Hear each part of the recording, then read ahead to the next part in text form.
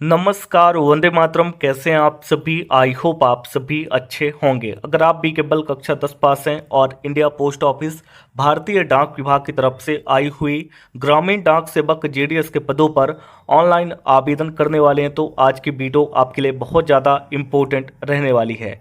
इस वीडियो में आगे हम सबसे पहले इम्पोर्टेंट डेट्स के बारे में जानकारी देखेंगे। उसके बाद मैं खुद का फॉर्म ऑनलाइन भर के आपको दिखाने वाला हूं, जिसमें सबसे पहले मैं रजिस्ट्रेशन करूंगा, उसके बाद लॉगिन करूंगा।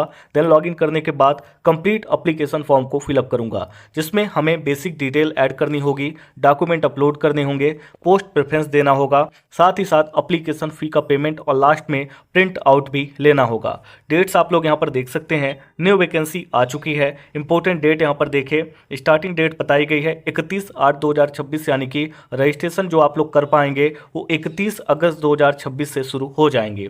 रजिस्ट्रेशन करने की आखिरी डेट है 19 सितंबर 2026 की, और रजिस्ट्रेशन करने के बाद जो ऑनलाइन अप्लाई करने का विंडो ओपन होगा उसकी डेट है 2/9/2026, यानी कि 2 सितंबर की, और आने वाली 21 सितंबर 2026 शाम के 5 बजे तक आप लोग इसके लिए अप्लाई कर पाएंगे। और एप्लीकेशन फॉर्म फिलअप में अगर कोई गलती होती है तो आप लोग 23 और 24 सितंबर शाम के 5 बजे तक उसमें सुधार भी कर सकते हैं। तो डेट्स आप लोगों ने देख लिया है। अब डायरेक्टली हम क्या करेंगे, सबसे पहले रजिस्ट्रेशन करेंगे, उसके बाद लॉगिन करेंगे। जैसे आप क्लिक करते हैं आपके सामने एक नया पेज ओपन होता है। इसको आप चेक कर सकते हैं, जेडीएस ऑनलाइन एंगेजमेंट। अगर आपने रजिस्ट्रेशन किया हुआ है ऑलरेडी तो आप लॉगिन कर सकते हैं।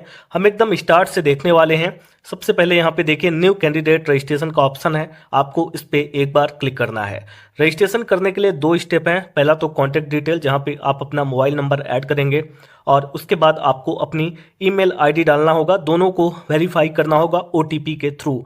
सेकंड नंबर यहाँ पे आपको अपनी डिटेल ऐड करनी होगी। तो हम पहले मोबाइल नंबर और ईमेल वेरीफाई कर लेते हैं, उसके बाद डिटेल्स में क्या ऐड करना है उसकी जानकारी आपको देते हैं।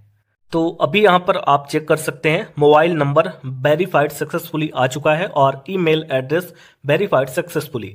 देन आपको नेक्स्ट की बटन पे क्लिक करना है।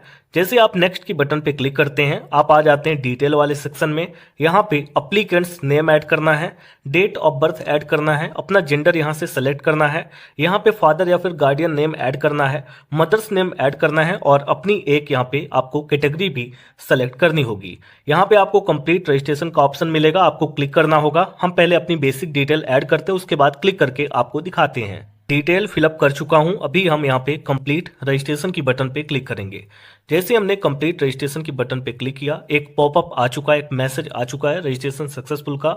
यहाँ पे रजिस्ट्रेशन नंबर बताया गया है, जो कि मैं हाइड कर दूंगा। कुछ चीज़ें अप्लाई करते टाइम मैं ब्लर करूंगा, जिसकी वजह से प्रॉब्लम ना हो। यहाँ पे ओके की बटन है, आपको एक बार इस पे क्लिक करना है। जैसे आप ओके की बटन पे क्लिक करते हैं अभी आपके सामने एक नया पेज आ चुका है। अब आपके मोबाइल नंबर में रजिस्ट्रेशन और जो पासवर्ड मिला है इंडिया पोस्ट ऑफिस की तरफ से वो आ चुका होगा। आपको कैंडिडेट लॉगिन की बटन पे क्लिक करना है और यहाँ पे जो इंस्ट्रक्शंस दिए गए उसको फॉलो करना है। बोला गया है inter your registration number in the user ID field, यानी कि जो आपको रजिस्ट्रेशन नंबर मिला है उसको आप यूजर आईडी वाले जगह पे डालेंगे। और बोला गया है कि 5 बार अगर आप अनसक्सेसफुल होते हैं लॉगिन करने में तो फिर आपका अकाउंट लॉक कर दिया जाएगा। और ये भी कहा गया है कि अगर आपको जरूरत होती है तो आप अपना पासवर्ड चेंज भी कर सकते हैं। प्रोसीड टू लॉगिन की बटन पे क्लिक करेंगे और यहाँ पे अपना रजिस्ट्रेशन नंबर और यहाँ पे जो पासवर्ड इंडिया पोस्ट ऑफिस की माध्यम से मिला है वो आपको ऐड करना है। आप अगर पासवर्ड चेंज करना चाहते हैं तो यहाँ पर फॉरगेट रीसेट पासवर्ड का ऑप्शन है। यहाँ पे आएंगे, अपना रजिस्ट्रेशन नंबर डालेंगे, एक ओटीपी आएगा, ओटीपी फिलअप करेंगे और एक नया पासवर्ड क्रिएट करेंगे और ओके कर देंगे। तो आप यहाँ से पासवर्ड भी चेंज कर सकते हैं। हम सेम पासवर्ड के माध्यम से लॉगिन करेंगे। तो चलिए हम पहले अपनी डिटेल फिलअप कर लेते हैं। अभी हमने अपनी डिटेल फिलअप कर दी है। अब यहाँ पे जो लॉगिन की बटन है उस पर हम एक बार क्लिक करेंगे। जैसे हम क्लिक करेंगे हमारे रजिस्टर्ड मोबाइल नंबर में एक ओटीपी जा चुका है। उस ओटीपी को हमको यहाँ पे फिलअप करके वेरीफाई एंड लॉगिन की बटन पे क्लिक करना होगा। अभी हमने अपना जो ओटीपी है वो ऐड कर दिया है और अब हम वेरीफाई एंड लॉगिन की बटन पे क्लिक करेंगे। हमने एक बार क्लिक कर दिया है, ओटीपी वेरीफाइड सक्सेसफुली का ऑप्शन आ चुका है। और यहाँ पर आप चेक कर सकते हैं कि हम department of post ministry of communication government of India के पोर्टल पे आ चुके हैं। यहाँ से नीचे आएंगे, 4 ऑप्शंस हैं। एक तो अप्लाई ऑनलाइन का, जिसके माध्यम से आप एप्लीकेशन फॉर्म सबमिट करेंगे। सेकंड है आवेदन करने के बाद आप अपने एप्लीकेशन का स्टेटस चेक कर सकते हैं, पीडीएफ ओपन कर सकते हैं। यहाँ से आप कंप्लेंट कर सकते हैं अगर कोई शिकायत होती है और यहाँ से अपने कंप्लेंट की स्टेटस को भी आप चेक कर सकते हैं, उसको आप ट्रैक कर सकते हैं। फिलहाल यहाँ पे इतनी ही चीज़ें बताई गई हैं। पहले नंबर पे जो ग्रीन कलर में अप्लाई ऑनलाइन है, आपको इस पर क्लिक करना है। जैसे आप क्लिक करते हैं आपके पास एक नया सेक्शन आता है, apply for a JDS online engagement. यहाँ पे सेलेक्ट नोटिफिकेशन करके ऑप्शन है, आपको क्लिक करना है और फर्स्ट नंबर पे ये जो ऑप्शन दिख रहा है आपको इस पर टिक कर देना है।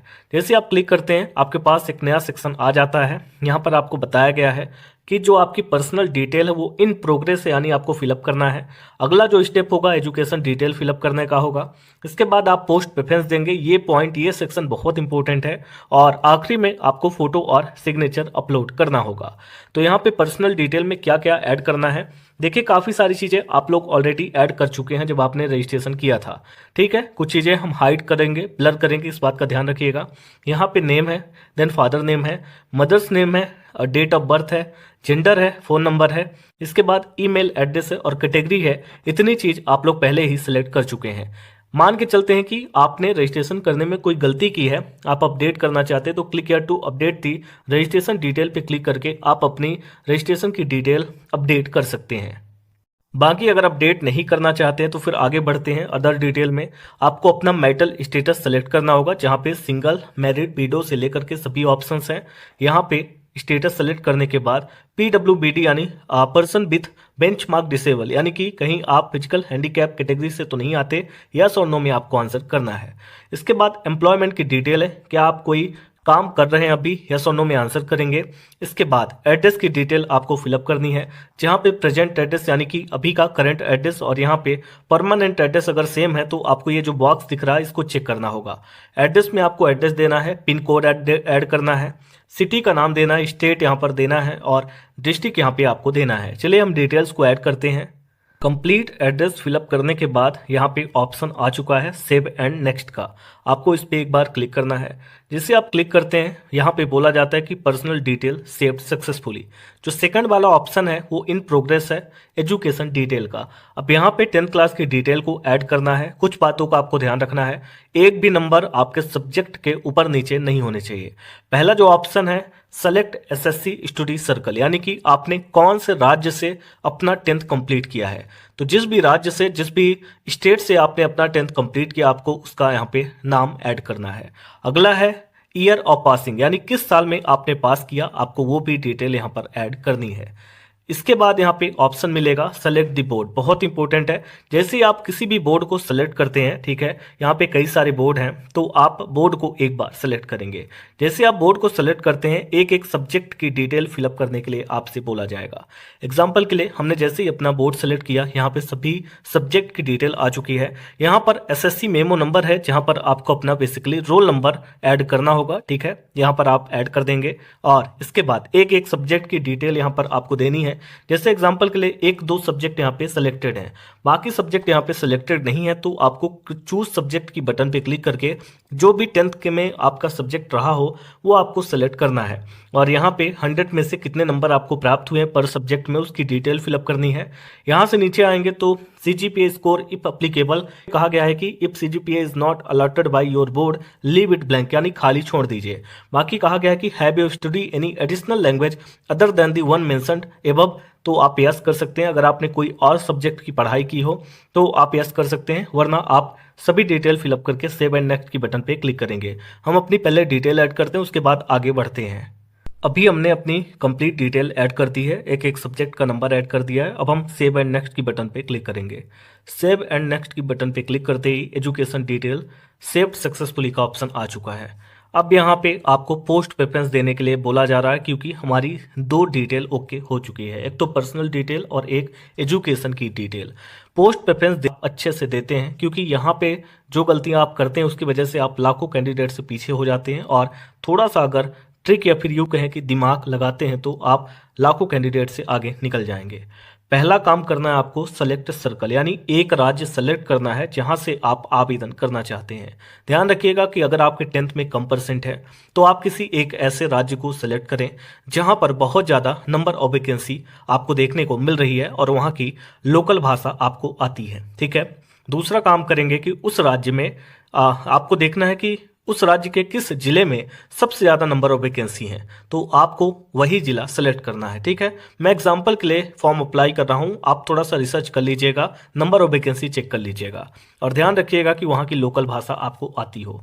अब जैसे ही आप एक स्टेट यानी कि सर्कल सेलेक्ट करेंगे और एक जिला यानी डिवीजन सेलेक्ट करेंगे तो आपके सामने उस जगह की सभी वैकेंसियां आ जाएंगी। मेरे पास सभी वैकेंसी आ चुकी हैं।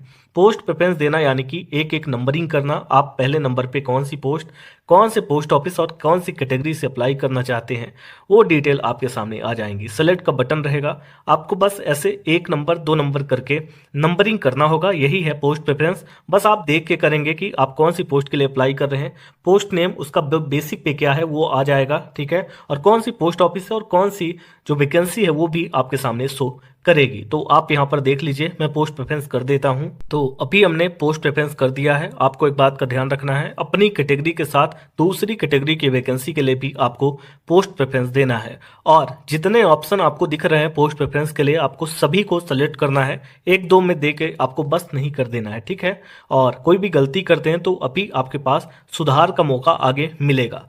सेव एंड नेक्स्ट की बटन पे क्लिक करेंगे और अपने अगले स्टेप को यानी कि आखिरी वाला जो स्टेप होगा उसको कंप्लीट करेंगे।